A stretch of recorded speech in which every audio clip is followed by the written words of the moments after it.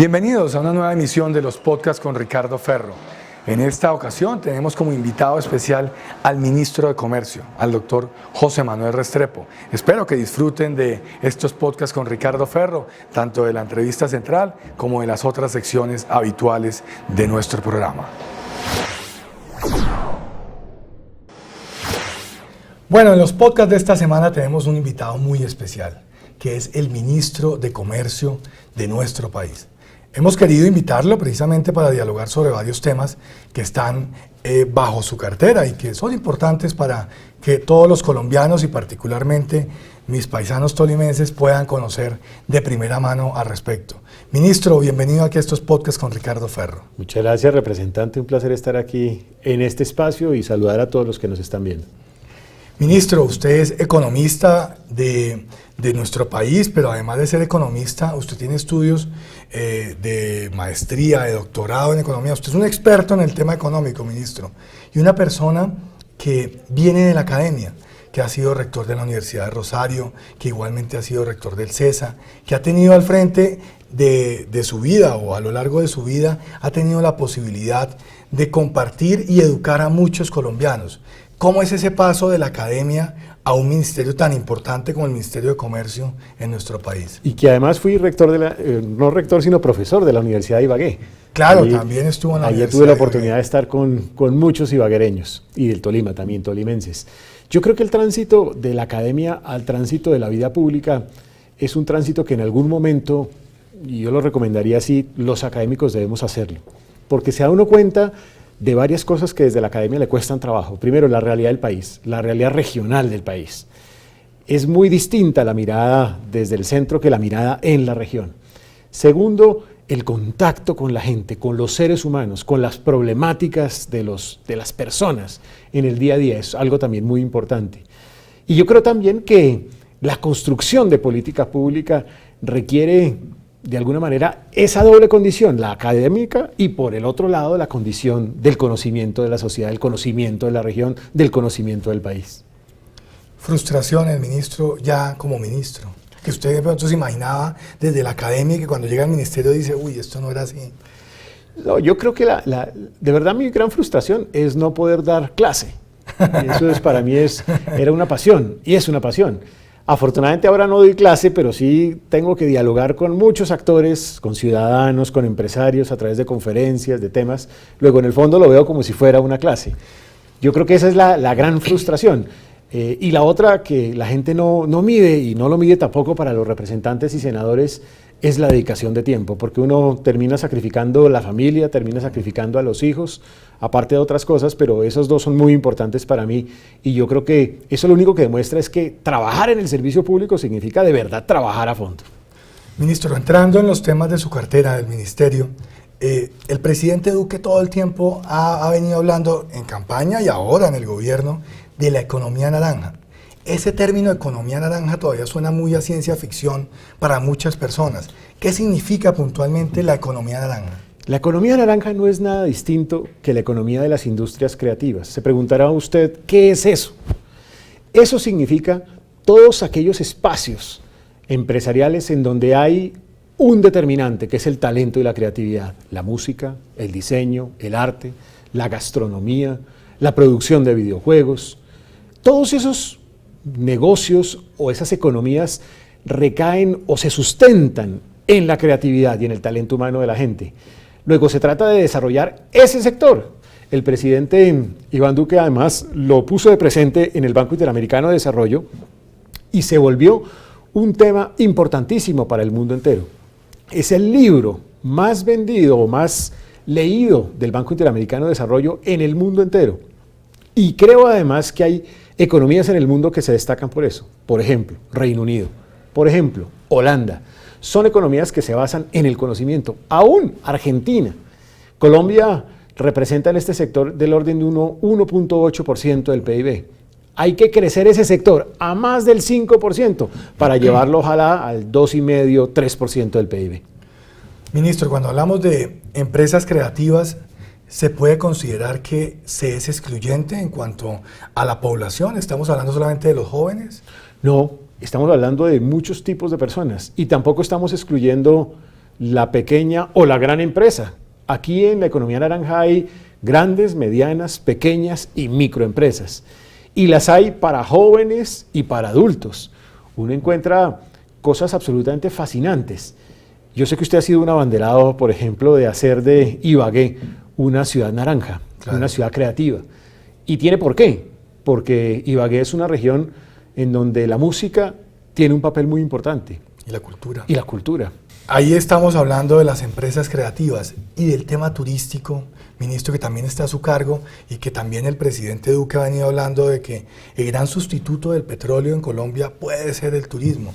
¿Cómo estamos en ese camino, en esa transición hacia convertir el turismo realmente en esa empresa que nos pueda sustituir otro tipo de ingresos en el país? El turismo tiene una virtud. El turismo es un propósito que nos une a todos. Es un trabajo en donde no hay izquierdas, derechas, centros, no hay partidos, no hay ideologías. Todos quisiéramos tener un país como destino turístico del mundo. Y eso es muy valioso. Con base en eso y con base en el hecho de que el turismo ha venido creciendo en los últimos años a doble dígito y que ha seguido creciendo todos los meses, mes tras mes, en récord histórico, tasas de ocupación, número de visitantes no residentes y además en donde crece a doble dígito en los ingresos de divisas que recibimos por el turismo, pues se convierte en una gran oportunidad. Y en donde además hay potencial de crecer. Estamos recibiendo 4.2 millones de visitantes no residentes, cerca de un 60% en tasas de ocupación. Todavía tenemos espacio para crecer. Ministro, y en ese ejercicio del crecimiento del turismo, ¿cómo hacer para que los mismos destinos no acaparen todo el turismo, sino que tengamos la posibilidad de crear nuevos destinos en Colombia? Además, haciéndole un reconocimiento, porque usted ha sido un abanderado de comenzar a mostrarle a Colombia del mundo unos destinos que no se conocían y que no eran tan importantes, tan relevantes. Y lo hago y lo digo puntualmente, y además siendo yo una persona que quiere mucho a destinos como Cartagena y el mismo Bogotá y otros destinos que uno ve que están como en un primer nivel de ocupación. ¿Cómo hacer para que esas tasas de ocupación no terminen compensando estos destinos a otros que hoy por hoy se están viendo muy afectados con nuevas formas de turismo en donde la informalidad comienza a competir con la formalidad en el sector turístico? Y lo hago a propósito, además, hago el esfuerzo de dar a conocer destinos nuevos. Es un hecho que Colombia, el 50 al 60% de los destinos se concentran prácticamente entre Bogotá y Cartagena.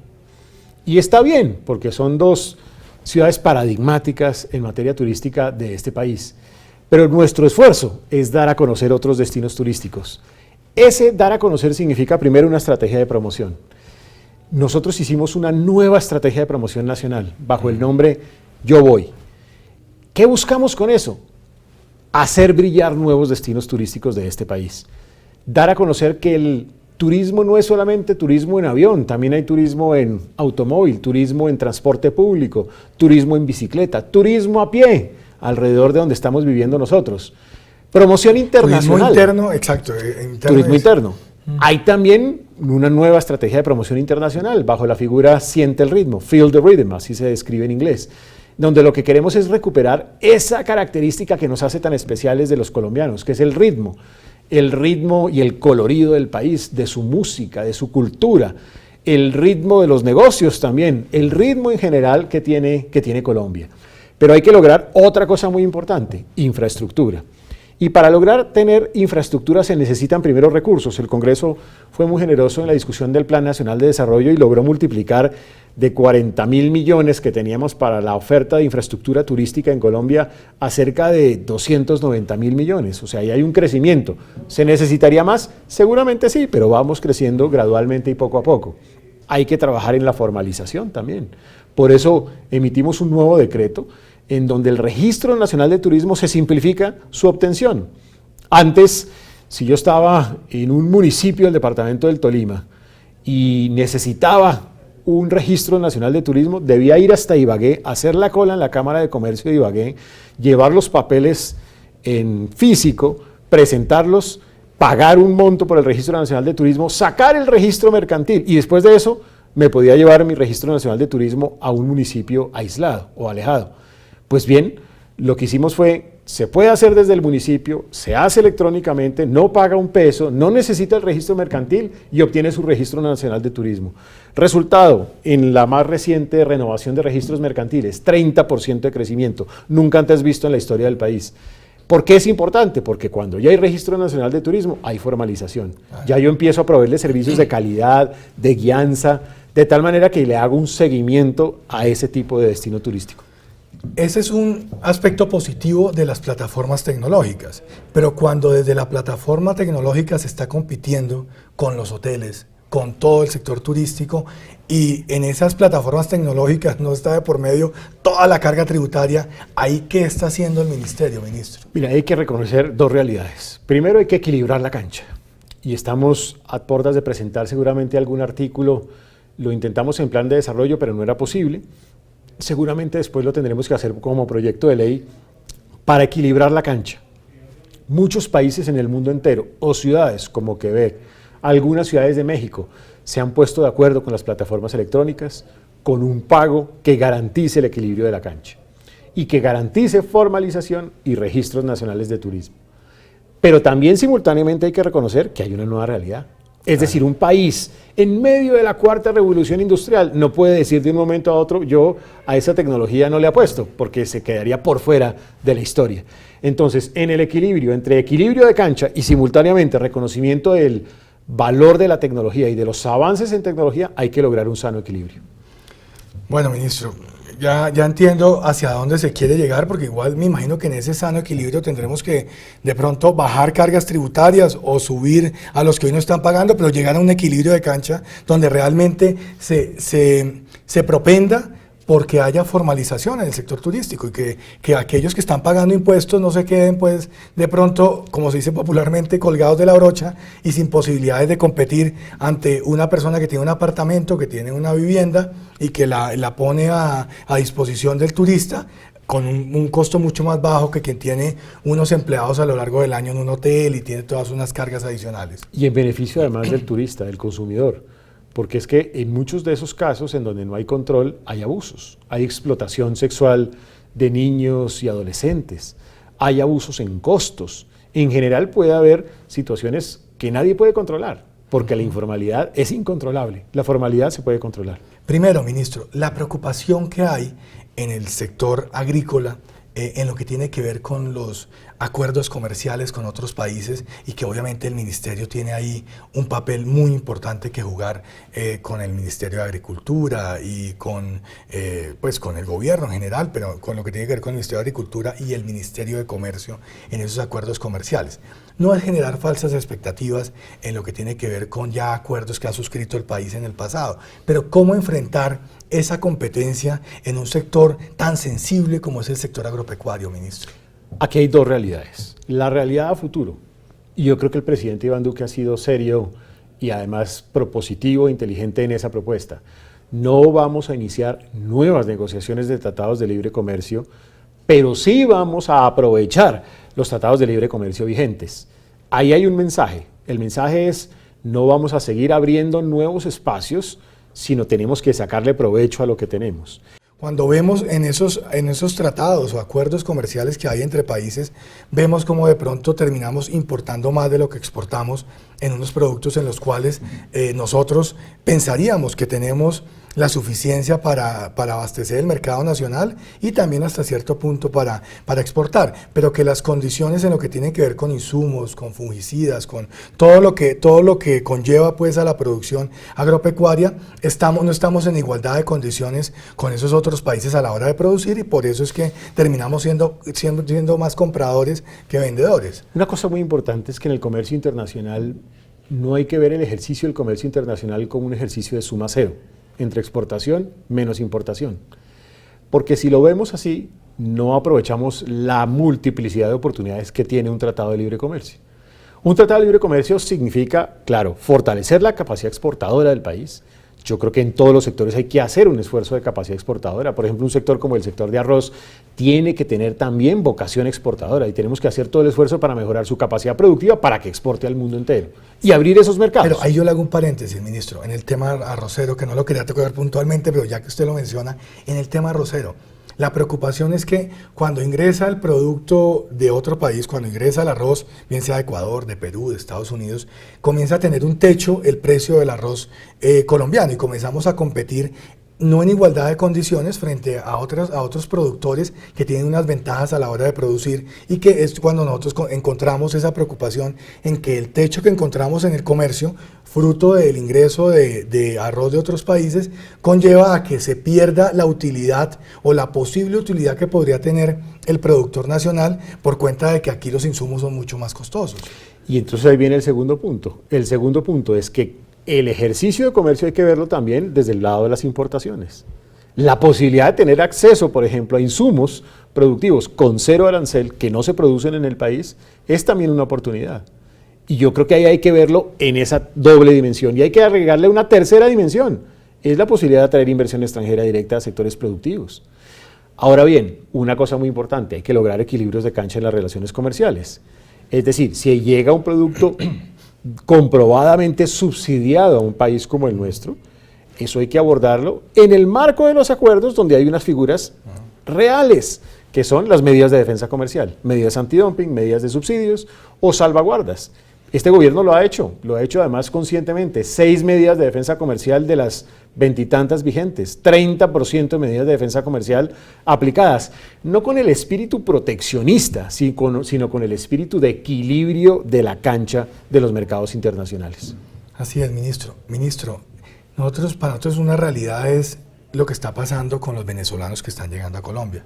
En el plan de desarrollo usted lideró un artículo que tenía por objeto crear unas CICE, unas zonas económicas especiales en Cesar, norte de Santander y el mismo Arauca, que lo que buscaban era que las empresas nuevas que se crearan allí pudieran tener unas ventajas desde el punto de vista tributario, un 100% de impuesto de renta en los primeros 5 años, un 50% de descuento en los 5 años siguientes. Este artículo se hizo extensivo a las ciudades capitales que tuvieran un desempleo de más del 50%, de más del 14%, perdón. Eso no estaba incluido en la propuesta inicial. Nosotros en el Tolima vemos como con ese artículo entró Armenia a jugar como una zona económica especial. Y para nosotros en Ibagué eso es una competencia muy difícil, más aún cuando el mismo presidente Duque ha puesto como meta para entregar el túnel de la línea finales del año 2020. Es decir, que estamos a la vuelta de un año con una competencia donde las empresas se van a poder crear en ciudades como Armenia, y creo que la otra ciudad que quedó fue Quibdó, en el departamento de Chocó.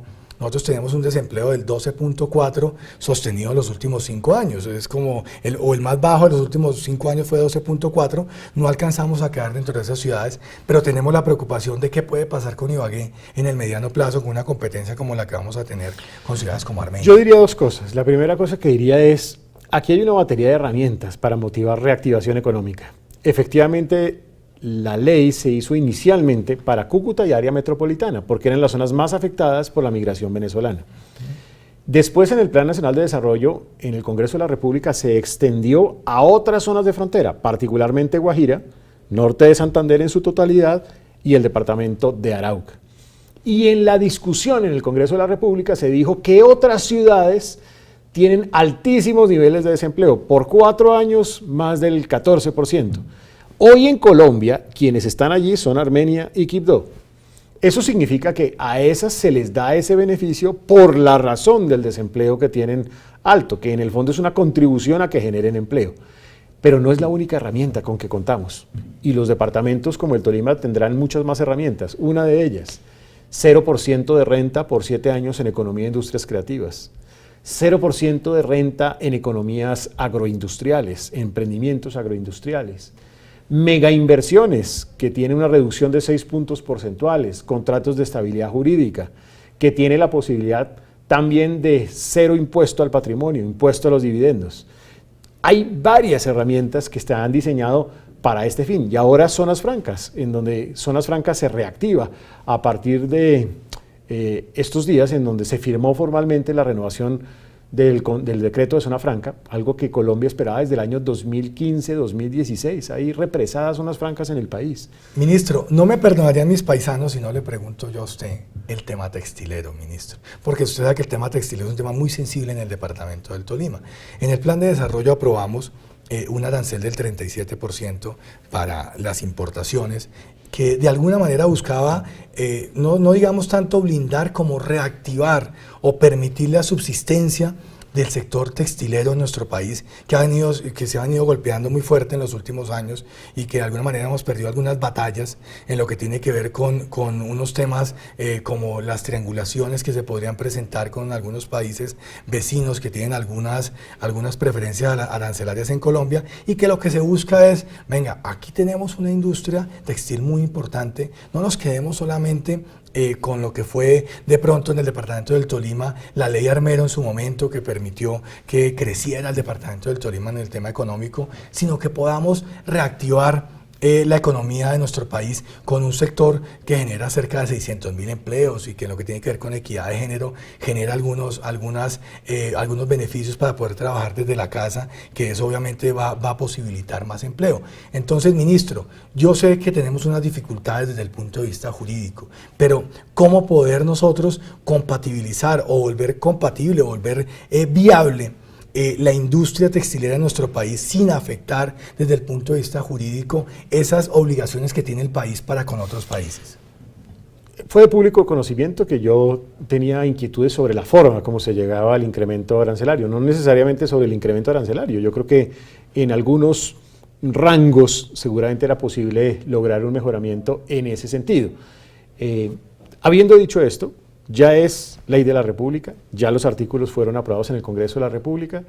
Lo que hemos creído es que lo conveniente es seguir el curso de la Ley Marco de Aduanas, que significa darle la reglamentación al mismo para tratar de solucionar inquietudes válidas que aparecieron en los artículos. Una de ellas es que no era claro si aplicaba o no aplicaba a los países con los cuales tenemos tratado de libre comercio. Claramente no debe aplicar a los países con los cuales tenemos TLC. Segundo, qué pasaba con las mercancías en tránsito. Tercero, qué pasaba con zona franca. Y cuarto, cómo se maneja esa seguridad o inseguridad jurídica en la implementación de un arancel. ¿Eso lo hace quién? El Comité AAA, que es un comité interinstitucional donde está el DNP, donde está la DIAN, donde está Comercio, donde está Hacienda. Con base en ese criterio, al día siguiente de la sanción del Plan Nacional de Desarrollo, se presentó un borrador de decreto. Ese borrador de decreto señala lo que acabo de decir, define el curso, va a ser promulgado seguramente lo más pronto posible, tendrá seguramente un proceso de implementación y arrancan los artículos correspondientes. Ahora, yo lo que creo que es muy importante es que el sector de confecciones no se puede circunscribir a un tema arancelario. ¿Y eso qué significa? El tema textil necesita fortalecer temas de productividad. Es uno de los sectores más improductivos comparados con otros sectores industriales del país. Necesitamos darle, por ejemplo, fábricas de productividad al sector. Yo, con el sector confecciones, nos hemos reunido muchas veces y hemos definido una agenda de por lo menos 10 temas. Uno era el tema arancelario, pero había 9 temas distintos. Promoción en materia de exportación. Un tema también relacionado con el equilibrio de cancha respecto a importaciones de países, algunos países de Asia o África en condiciones de dumping o de subsidios. Tiene también algunos otros componentes, no solamente en materia productiva, sino de innovación, de promoción, de comercialización, en fin, planes distintos. Hay que fortalecer el sector desde esa perspectiva y no solamente desde la perspectiva arancelaria. Si hacemos todo un esfuerzo de distintos asuntos, el sector puede empezar a recuperar, pero tiene que integrarse a cadenas globales de valor. No se puede quedar simplemente con la lógica de competir aquí a nivel nacional por un mercado pequeño, porque si no, el mundo realmente se lleva ese mercado. Hay que hacer ese esfuerzo de insertar el sector mismo en cadenas globales a nivel internacional como un camino a través del cual se fortalece la productividad del sector. Bueno, muy bien, ministro, su explicación, obviamente muy técnica, pero pues nos deja claro que el panorama es que nosotros no nos podemos quedar simplemente en esta como única medida y que en el mismo orden de ideas tenemos que revisar también esta medida que fue tomada en el plan de desarrollo, cómo no nos afecta en lo que ya estaba suscrito por el país. Y creo que hay que hacer pues, paquetes integrales con el resto de la cadena productiva. Es que el sector de confecciones es un subsector donde antes de él está el tema textilero, antes de él está el tema hilandero, antes de él está el tema algodonero, después de él están los exportadores. Está desapareciendo el tema algodonero. Y después de él están los importadores que también venden y que es perfectamente válido y que traen inversión también al país. Hay que ser muy cuidadoso de la totalidad de la cadena en cualquier tipo de decisión. Eso también es muy importante en este tipo de decisiones. Y hay que ser coherente. Por ejemplo, en algún momento de la discusión del Plan Nacional de Desarrollo se dijo subir los aranceles para confecciones y bajar los aranceles para los hilanderos. Pues hombre, bajar los aranceles para los hilanderos, primero es incoherente con el argumento del otro lado. Segundo, destruye la producción de algodón. Y tercero, acaba con los pocos hilanderos buenos que hay en Colombia. Entonces hay que tener cuidado en la coherencia de políticas entre lo uno y lo otro. Muy bien, ministro. Pues, ministro, muchas gracias por habernos acompañado en este espacio y siempre bienvenido a estos podcasts con Ricardo Ferro. Muchas gracias, representante. Un saludo a usted y de nuevo a todos los tolimenses. Bueno, un saludo a todos ustedes. Muchas gracias por habernos acompañado hoy con esta entrevista con el ministro de Comercio y si Dios lo permite, la próxima semana tendremos un nuevo invitado.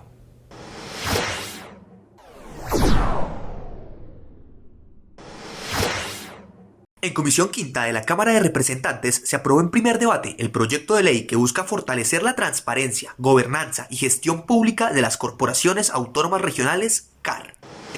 Nosotros tenemos una preocupación muy grande, los que pertenecemos a esta Comisión Quinta, porque en todas las regiones del país nos hablan sobre cómo se han venido politizando las CAR, cómo se ha venido utilizando estas entidades, se han venido utilizando estas entidades creadas con un gran componente técnico y con una responsabilidad muy grande desde el punto de vista tanto de la planificación como de la gestión del suelo en nuestro país, cómo se han venido utilizando desde el punto de vista político y se han convertido a la larga en unos fortines de la clase política en el país. Yo creo que esta responsabilidad que tenemos hoy nosotros nos tiene que llevar a que más allá de que todos nosotros como representantes que estamos aquí sentados, gracias al apoyo popular y gracias también a que somos políticos, nos tiene que llevar a que cuando vamos a dar el voto en proyectos tan importantes como este, tenemos que pensar en lo que es importante para el país. Tenemos que pensar en que con esto estamos trascendiendo nuestro país en la lucha realmente contra la corrupción. Y esa es la responsabilidad y ese es el objetivo por el cual estamos aquí, en la Comisión Quinta, porque uno de los temas fundamentales de la Comisión Quinta es precisamente defender el medio ambiente. En plenaria de esta semana aprobamos el proyecto de ley que prohíbe el uso del asbesto en Colombia. También se aprobó el proyecto de ley que busca crear el Consejo Nacional de Planeación Lingüística del Lenguaje de Señas, entre otros. Durante plenaria se hizo la conciliación de varios proyectos de ley, como el 001 de 2017, por el cual se crea el Programa de Tamizaje Neonatal en Colombia, el 169 del 2018, por el cual se adopta la figura de depuración formativa, y el 243 de 2018, por el cual se promueve el uso de vehículos eléctricos en Colombia. Todos estos proyectos de ley se convertirán en ley de la República. También en la plenaria de la Cámara de Representantes se le realizó un debate de moción de censura al ministro de Defensa Guillermo Botero, la cual fue negada con una votación de 121 votos en contra y 20 a favor. Adelante, ministro. Nos reunimos con el viceministro de Salud, con quien hablamos sobre la problemática de la salud mental en el departamento del Tolima, particularmente en la ciudad de Ibagué, donde junto al viceministro analizamos la problemática del suicidio. Hasta aquí esta emisión de los podcasts con Ricardo Ferro.